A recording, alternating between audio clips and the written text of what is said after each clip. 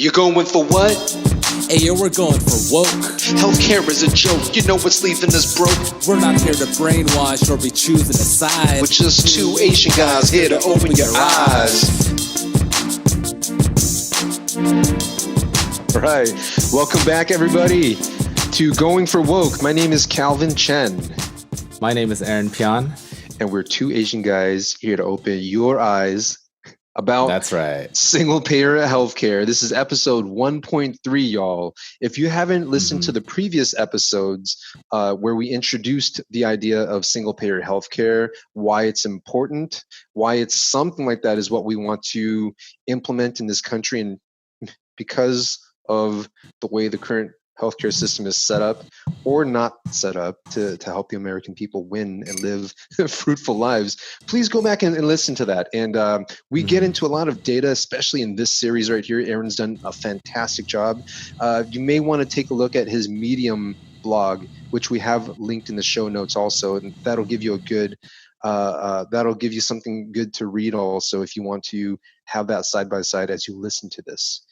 But anyway, in today's session, what we want to talk about is, all right, we've been talking about single-payer healthcare. How could we implement single-payer in this country anyway? In the previous session, we had a chance to take a look at how we got thwarted in the first place as far as having a system like that back in the 40s. My big takeaway is listening to that was, number one, there are just purely some entrenched interests that are very powerful and have a lot of resources.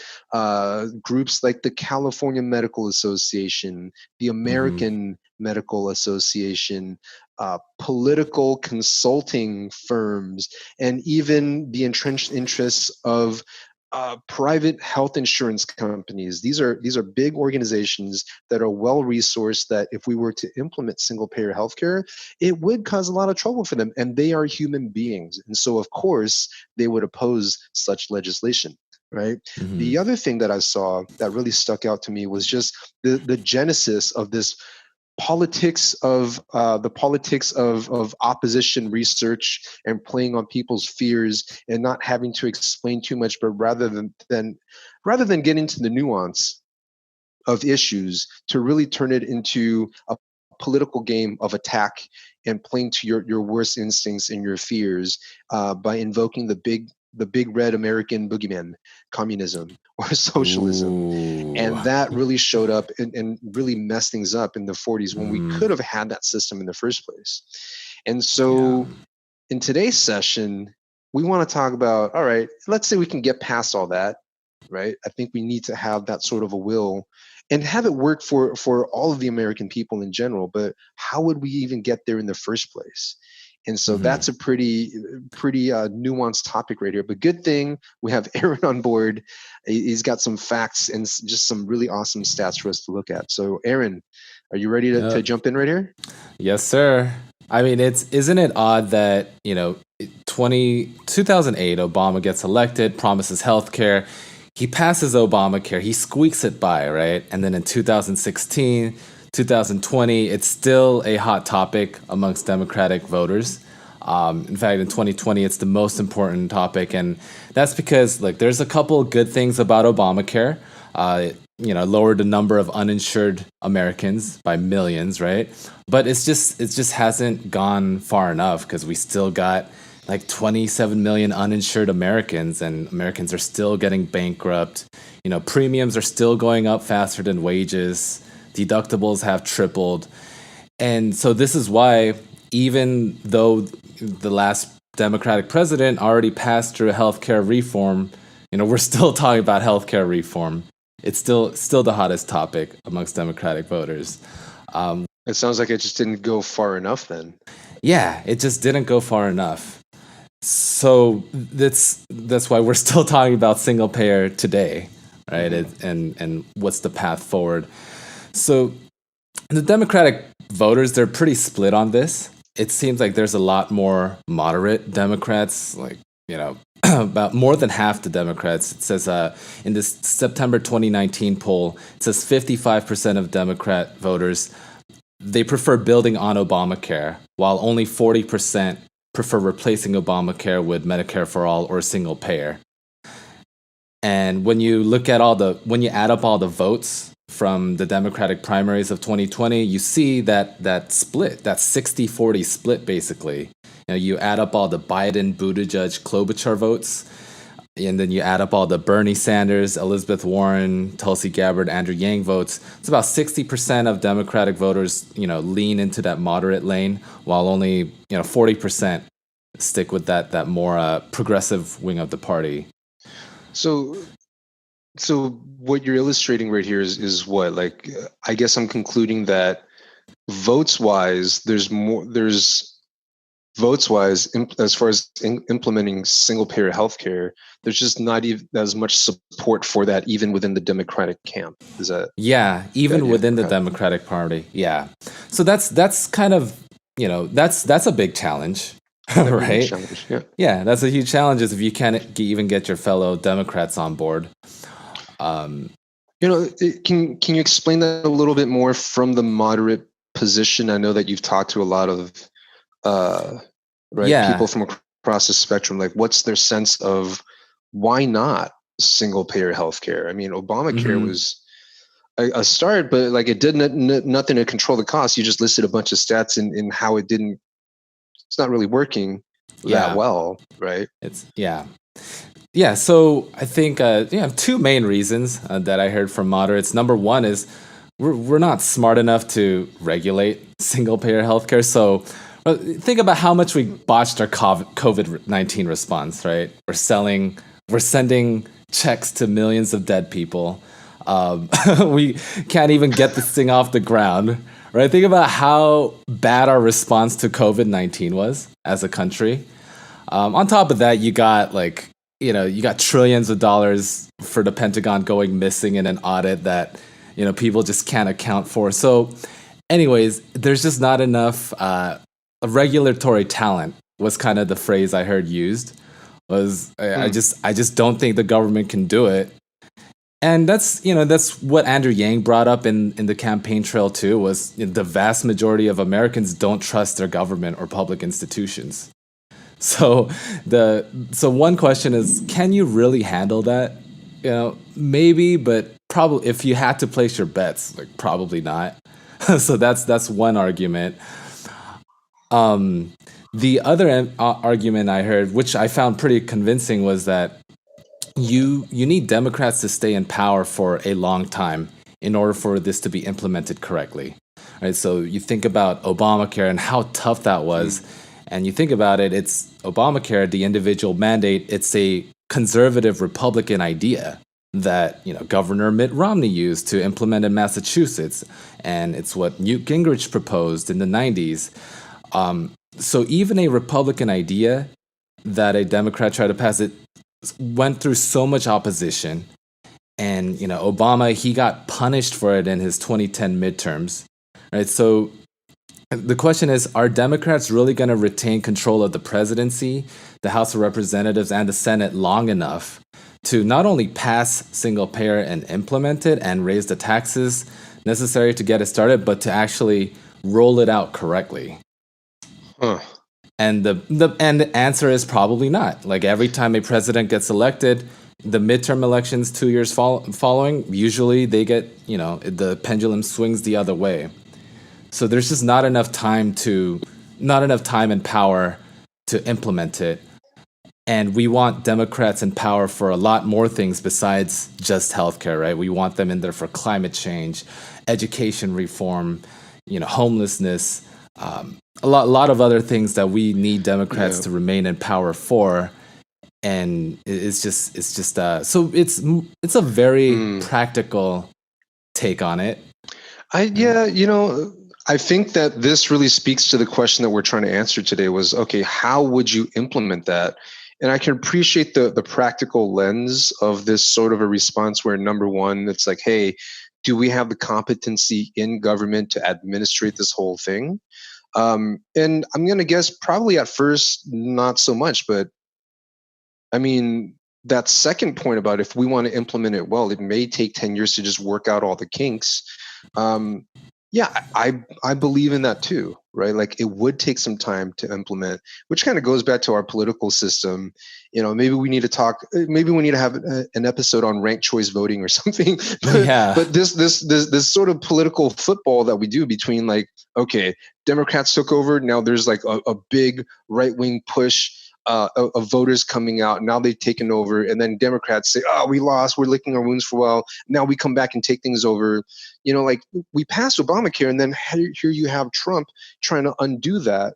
And Hmm. so I can really see the it's kind of, I can't tell if it's cynicism or wisdom. It's probably both. To say if we're going to do this, we're going to need to keep control of the presidency, the House, and the Senate in order to and get and the that done, Supreme Court. and to like not have that struck down, which is Yeah. crazy. I mean, Yeah. there is an assumption here that Republicans wouldn't support this.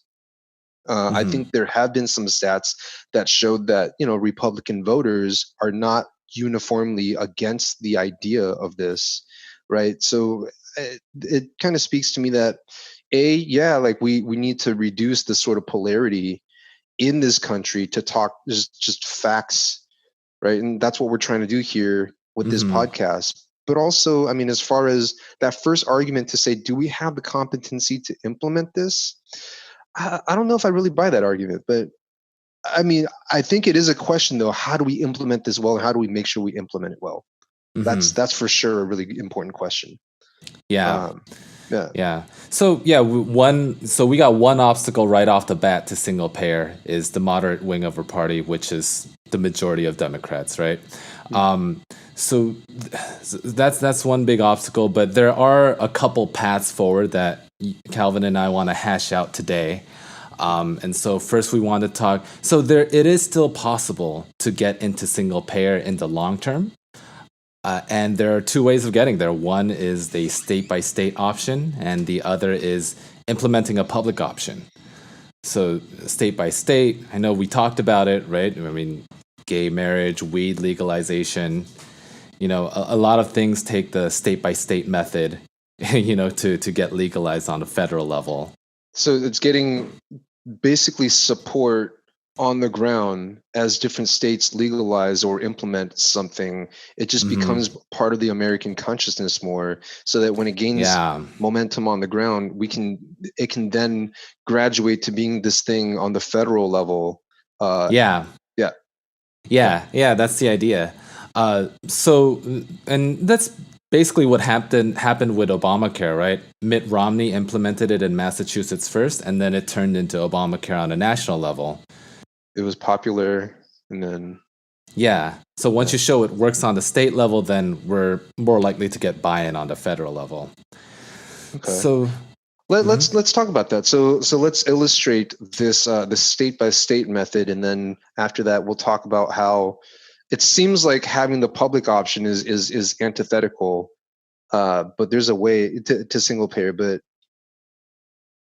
there's a way to back into single payer yes. from the public option, and we'll get into that also. But let's talk Yeah, about definitely. this local Mm-hmm. momentum growing, and then going state by state to the federal. Yeah, let's so in 2010, so Obamacare just passed in 2009. And 2010, Obama gets punished for it, right? He loses like 63 seats in the House. You compare that to Trump's midterm, he only lost like something in the 20s. So Obama got punished more for Obamacare than Trump did for being Trump, basically. So healthcare is a sore topic for Democrats at this point in 2010.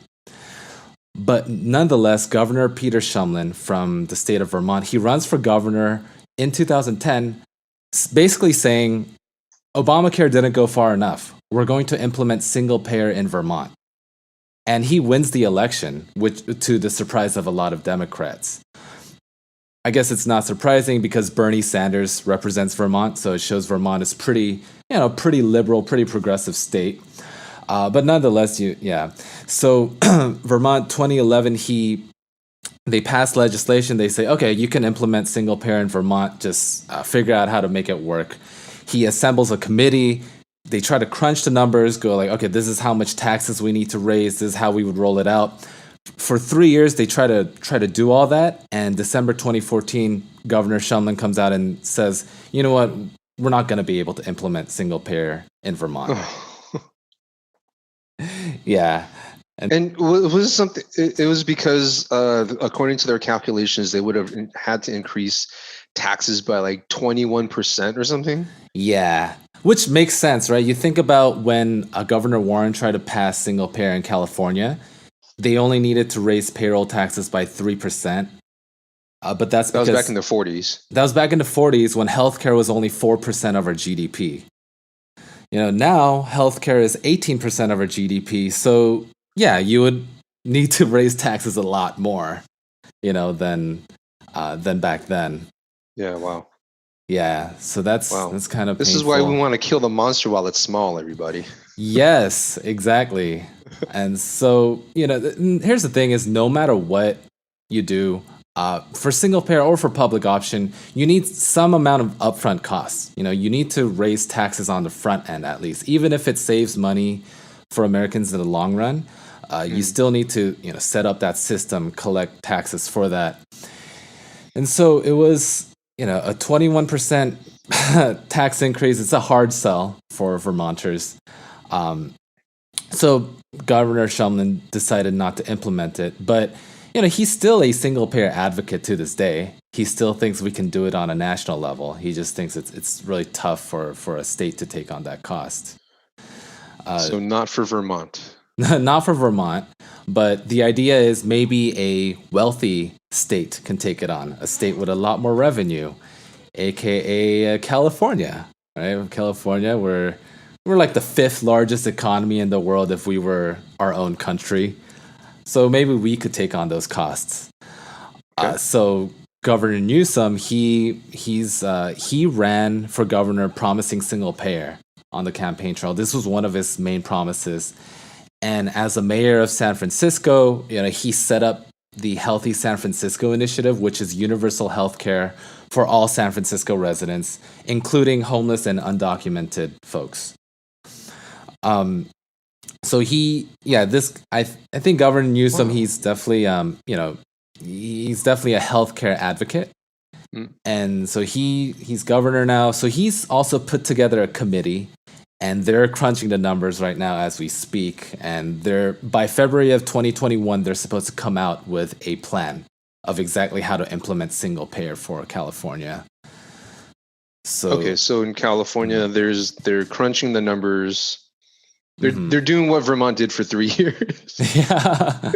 Okay. Yeah. And I mean, but February 2021 is like half a year away at this point. So we'll figure out what they come up with. Yeah. But that's the action on the ground in California. Yeah. Okay. And then on a national level, just to clear the way for other states to try to experiment with single payer. So here's the thing is, no matter which state tries to implement single payer, they're going to need to raise taxes, right? But if you think about it, we're already paying taxes to the federal government for federal programs like Medicare, Medicaid, Children's Health Insurance Program. So Congressman Ro Khanna from California, he introduced a bill in the House of Representatives, and it's basically asking the federal government, with all the dollars that you're sending to Californians anyway through Medicare, Medicaid, and Children's Health Insurance Program, why don't you just give that to us as a lump sum in cash to the California state government? And we're going to use that to kind of fund our state-based single-payer system, and we won't have to raise taxes as much as, just starting from scratch, right? Because you and I are already paying taxes for Medicare, Medicaid, Children's Health Insurance Program, other things. So why not get that back in a lump sum of cash, and then we set up our own system. So there's a bill in the House right now. Has it? So it's been introduced on the House. Like, they're working on it, I guess, right now. They're working on it. It's called the State-Based Universal Healthcare Act. Right? Okay. So if they do that, then if that gets past the House and then the Senate and then the president signs it into law, then that would make it easier for, let's say, what Gavin Newsom is trying to do, and other states to potentially follow suit. Then Yeah, kind of opens it exactly. up so that it makes it easier, kind of lowers that barrier of entry for any which state to try to have single payer. And then hopefully by the time we get like 10, 12, 17 states in, there's just enough of a momentum on the ground so that we can get it through just on a federal level is the idea then. Yeah, that's the Is that idea. right? That's the Yeah. idea. Okay. That's the idea. Interesting. So it sounds like that sounds like it'd be kind of a slog, to be honest. There's all these numbers to calculate and to figure out there.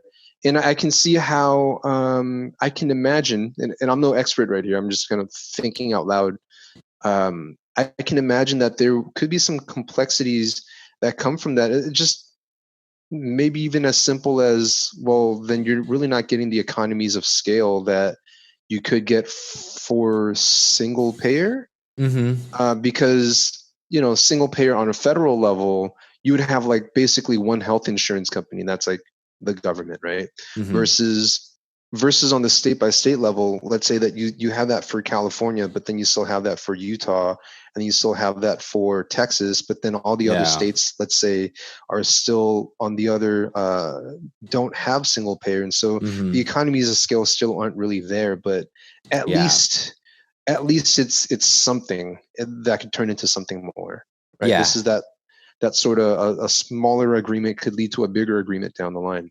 Is there, I know that in America we've seen different things pass on a federal level, like we just named earlier, right? Gay marriage and whatnot took that path. But has this ever happened for healthcare, single payer healthcare, universal healthcare in like other countries, for example? Yeah, that's exactly what happened in Canada. Actually, so there's a province in Canada. So Canada used to have, pretty much the same healthcare system we do today, back in the 1940s, And there's a province in Saskatchewan. They were about 10% of the population of Canada, and it's kind of like how California is 10% of the population of the US. And they elected this Democratic Socialist premier, who's basically their governor, named Tommy Douglas. So Tommy Douglas, he's, Democratic Socialist, so he sets up, free hospital care for all residents, does a lot of other things you would expect a Democratic Socialist to do. 1960 comes around, he's running for his 5th term. Each term is 4 years, so this guy was in power for like 20 years, right? Wow. Because the people just kept voting for him. He was popular. Okay. And so while running for his 5th term in 1960, he promised single payer, and he won. So let's back up a bit, right? Last time when Governor Warren tried to pass single payer in California, the California Medical Association came in and destroyed his plan.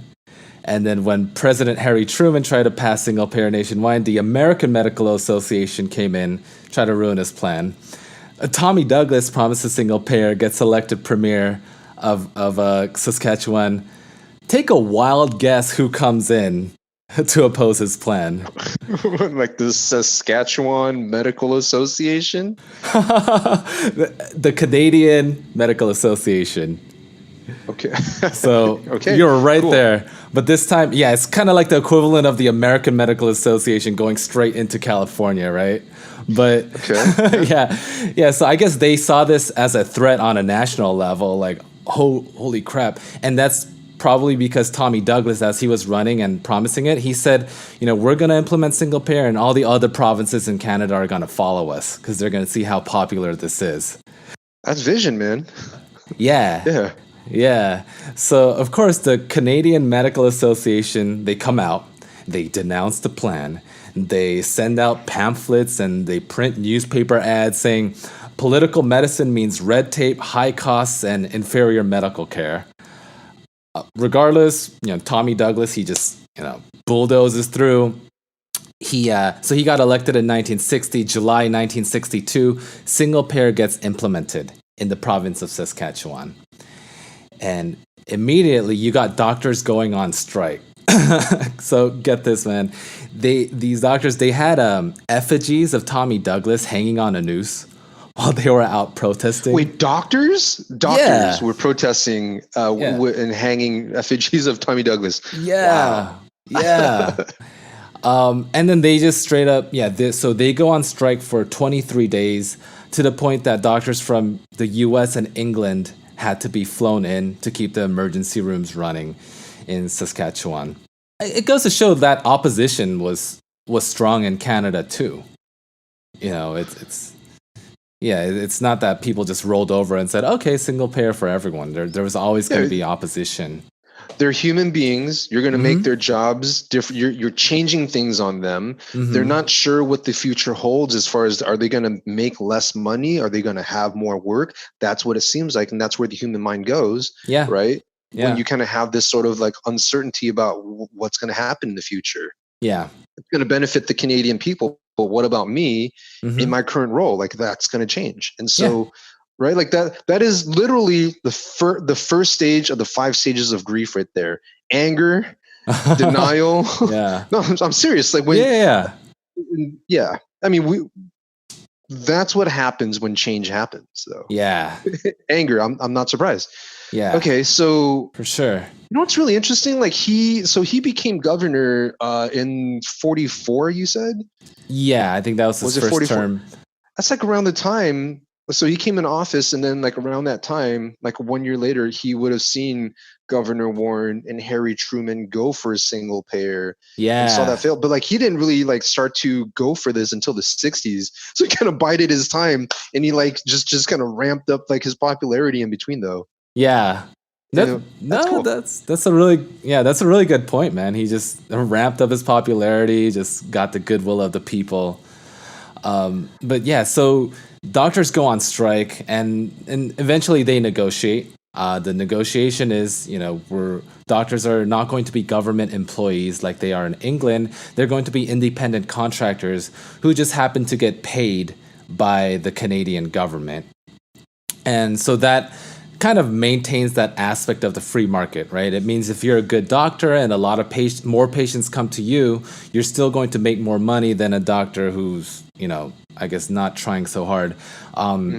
So that was their compromise, and that's why they have that single payer system today. So Saskatchewan single payer launches, and then within 10 years of Saskatchewan single payer, province by province, all of Canada adopts single payer. And now today, Canada is a single payer system. Okay, but so that's awesome right there. And then like what's the impact of that been? Let's say, like, are doctors happy with that now, or are they kind of grumbling under their teeth and kind of wishing that this is, like something that never should have been done, and it's like something that they hella gripe about? Yeah, that's a really good question. So it used to be that doctors trained in Canadian medical schools, they would go to the US in order to get richer, right? So there will be a lot of Canadian doctors, leaving for greener pastures, make more money. But starting in 2004, that trend began to flip, where there are more Canadian doctors returning to Canada from the US than leaving Canada. Okay. Yeah, so 2004, like 317 Canadian doctors in the US returned to Canada, and then 262 Canadian doctors left Canada for the US. And on top of that, you got American doctors who are starting to move to Canada. And that's because the family doctors in Canada actually get paid anywhere from $20,000 to $100,000 more per year. So I'm not talking about the specialists here. I'm talking about the family doctors. The family doctors actually get more well compensated in Canada than their American peers do. And we see just human incentive in action right here. Like these are human beings being human beings. But the system works for these human beings in Canada. Yeah, ultimately it's a win-win situation, and because it's the thing we talked about before, where like up to 30% of the time family doctors in the US don't get paid because of all the insurance loopholes and technicalities. That only happens 2% of the time in Canada. So there's that. There's administrative simplicity, right? They're getting paid more money. And check this out. In 2018, the Canadian government budgeted a pay increase for doctors. So Canadian doctors, they went on strike to protest their pay increase. They said, "We don't need a pay increase. We're making enough money. Let the Canadian people use that money for other things." So they went on protest to strike against the pay raise. So, Dude, I would love to get some of those doctors who protest. Like, what do they burn effigies of money like this time? These Canadian doctors are like very politically active.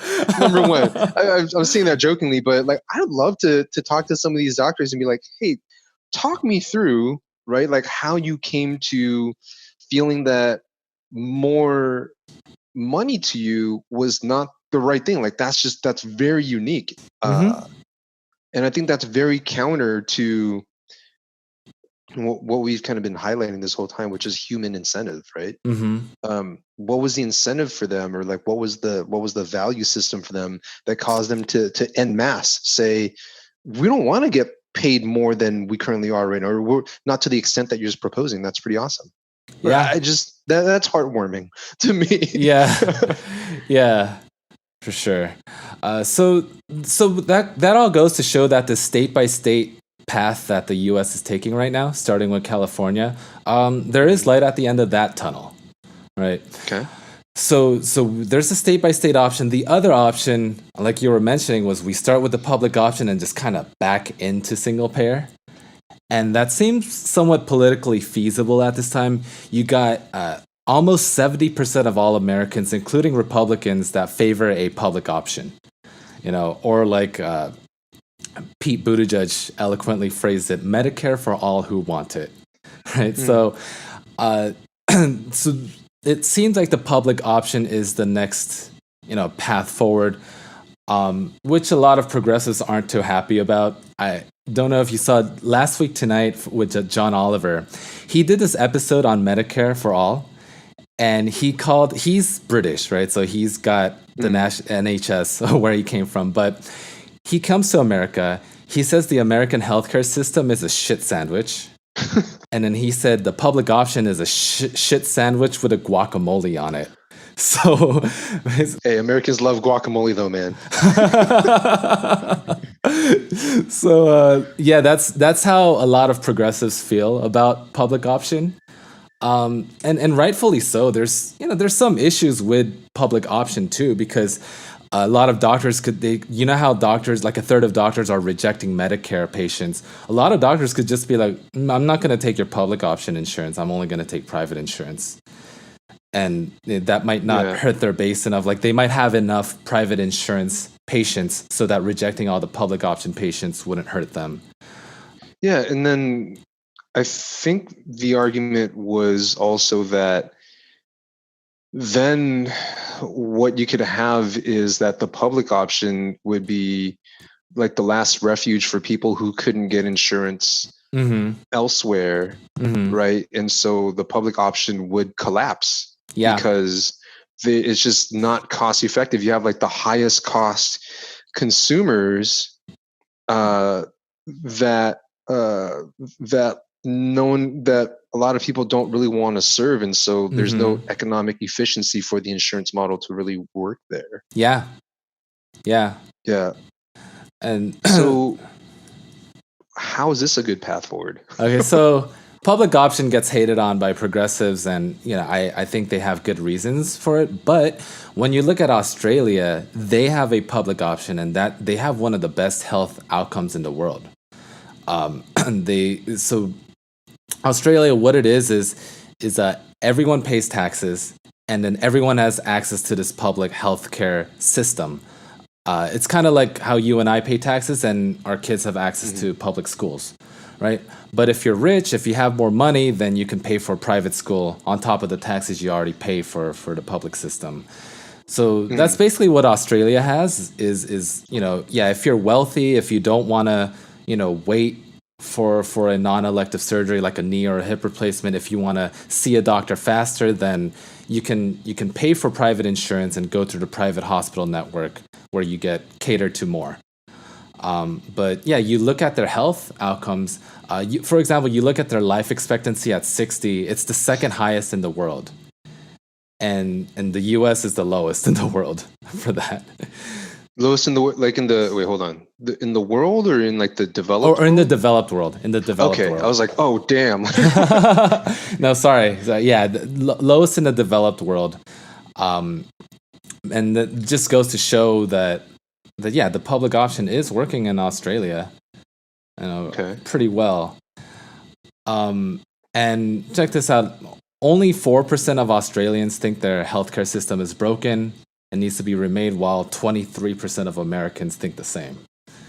So you take that into account. And so what's going on with the public option is when it was first implemented, a lot of conservative politicians, they were afraid that all these people would go into the public option and it would overwhelm the public system. So they were trying to incentivize people to buy private health insurance. They said, "Oh, if you're making a certain amount of income, you have to buy private health insurance, or you're going to have to pay a fine." If you're young, they kind of subsidize you, really try to push you to buy private health insurance and go through the private network, again, to avoid overloading the public system.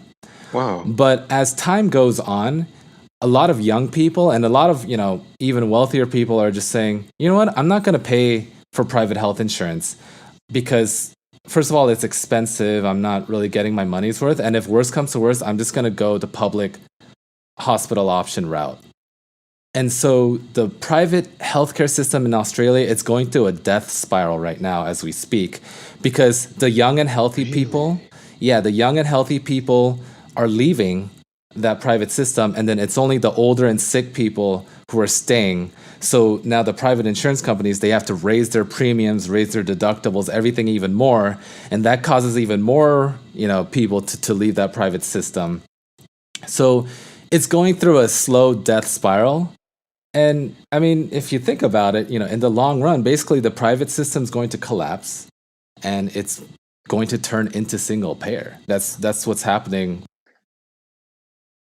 You know what's really interesting about that is that is like the complete opposite of what super Bernie supporters, like super progressives, fear, which is that the public option would collapse, because that's where all the sickest, like least treatable people with pre-existing conditions would end up, Mm-hmm. and everyone else is going to have this private insurance, and that's where things are going to flourish. But in Australia, where it is actually implemented, it's actually the opposite. Mm-hmm.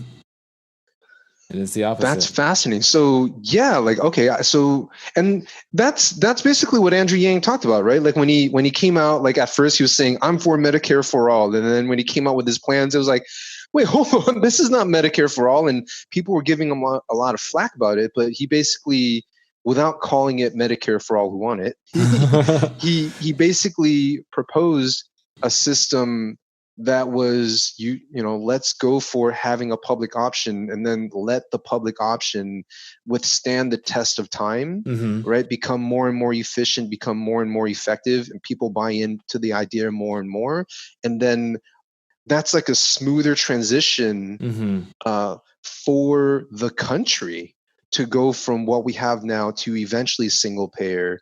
It is exactly what we're seeing in Australia, basically what you're describing. Yeah, exactly. You know, Yeah.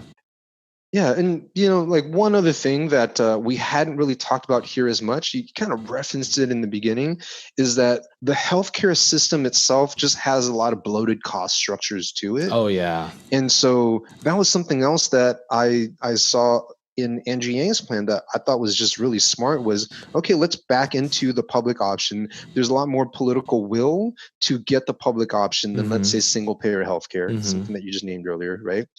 It's a smoother transition because we get to transition over time. We're not forcing the American people into something that they don't really want to have. They'll make their choice based on their own smart decision making over time. And in the meanwhile, while we're transitioning that onto the public ledger, we can work to, or like we could work to, right? Reduce the cost structures and make the healthcare system just more efficient too. so that by the time it comes onto the public ledger, it's costing us less, and we also have the cost efficiency of single payer over time. Yeah. Yeah, exactly. That's crazy how this is actually working out. I didn't know that's what was going on in Australia. So okay, let me ask you this, right? We're talking about single payer, like here's how we want to here's how we can implement it. We've talked about how single payer may not be the perfect system. There are things to improve about it. Let me play devil's advocate right here. In the history of the world, right? Like, are there countries, Aaron, that have implemented single payer healthcare and then, right, like hella regret it? Are there any cautionary tales about countries that wish they could take a U-turn away from the single payer now that they have it? Yeah, so it's a good question. I mean, we can look at Taiwan, England, and Canada as three easy examples. Again, England is NHS, but you do hear reports about doctors in England and doctors in Taiwan feeling overworked, and not making as much money as they would like and whatnot. So there is that, but the country itself, like Taiwan, it has like a 80% approval rate for its single payer system. British people are super proud of their NHS, like to the point that during their opening ceremony for the Olympics, they had doctors and nurses come out in the ceremony, and then they had these children jumping on top of a hospital beds, just to show like they were given a major shout out. Yeah. In that. Yeah, in that ceremony. Giving a major shout out to the NHS. So that's how proud British people are of their NHS. So the Taiwanese people are happy with it. The British people are happy with it. The doctors, okay, maybe they're a little less happy with it, predictably. But, then again, you look at Canada, right? And you got doctors moving to Canada. at least family doctors who are getting paid more in Canada than they are in the US. So it's a mixed bag. And it's, yeah, I mean, I guess we could just take the best of we could just see all the three examples, see what we could learn from it, and try to implement a win-win situation here in the US so that the people and the doctors are happy with the system here. Yeah, I mean, okay, so like the people are happy. There's the people are happy. Yeah. the country's happy with it. Yeah. The doctors you said in the UK and Taiwan, yeah, are overworked. I mean, I can imagine if it's kind of like, hey, you can come in for anything, and it's free, right? Then it's just like a frictionless system, which on one hand is great, but on the other hand, then you could have doctors that are overworked. Mm-hmm. I mean, that seems solvable though. Like maybe, yeah, that seems solvable. Maybe we would just have single payer with co-pays for some specific things, or co-pays like after your second visit to the hospital, to the doctor or something. But that seems like something that we can figure out as we get closer to it, to be honest. I think so. Yeah. But if it improves the health outcomes and the happiness, and it gets like major approval from people in the country, I mean, I feel like that's what I would want for America now.